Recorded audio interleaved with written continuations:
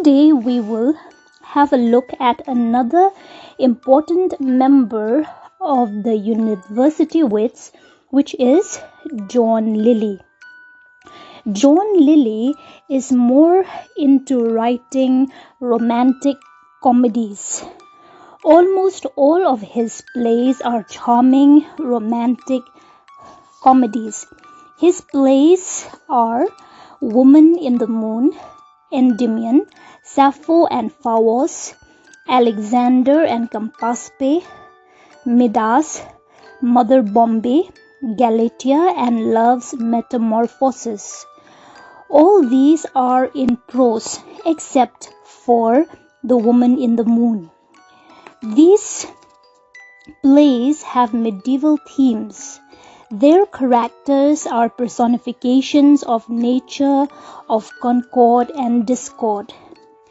They are interesting today mainly because they taught Shakespeare how a court entertainment might be fashioned into a comedy full of lively wit and fantastic charm. They prepared the way for A Midsummer Night's Dream and As You Like It. Lyly usually took the hint for a play from some marvelous story from classical mythology. In the Endymion, he dealt with the love of a mortal for the moon. The classical story of Midas was handled by him. Such stories had an allegorical meaning that would apply to court affairs. There is wit and humor in his comedies. The wit consists of puns, quibbles, and a rapid exchange of repartee. Lyly's greatest service to the drama consists in his writing plays in prose.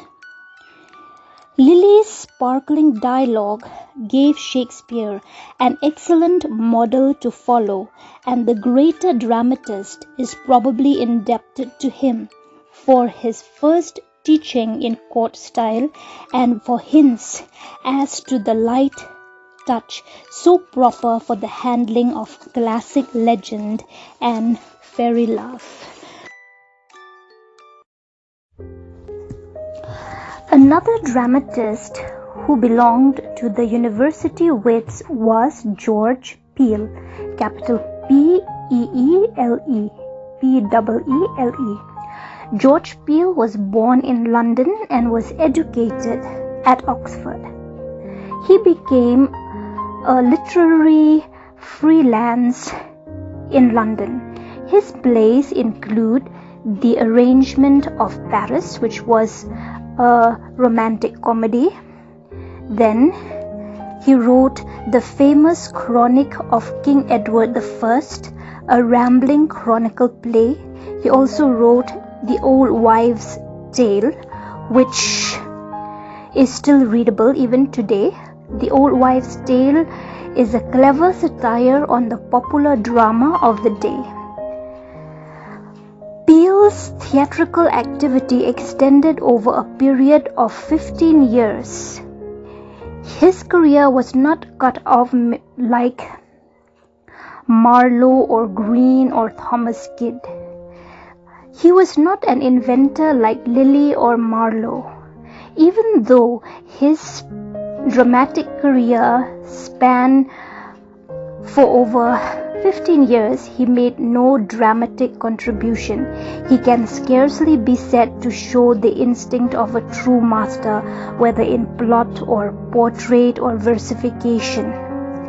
But his versatility, his urbane and graceful treatment of the themes, his command of imagery and language, all these combined to give him an honorable place among the lieutenants, not the leaders of Elizabethan drama.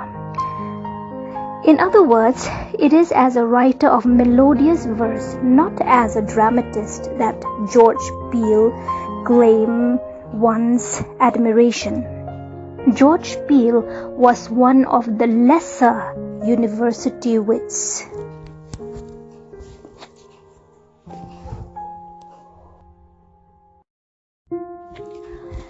Thomas Lodge and Thomas Nash were two of the lesser-known university wits. Both of them did not contribute much to the Elizabethan drama. Though they did not contribute to the development of the drama, yet they wrote a play or two. Lodge wrote A Defense of Plays, which supported the drama against the attack of Stephen Gosson in his essay School of Abuse. Thomas Lodge also wrote a play, A Looking Glass for London and England. Lodge also wrote The Wounds of the Civil War. Thomas Nash wrote Summer's Last Will and Testament, The Isle of Dogs, and The Tragedy of Dido, Queen of Carthage.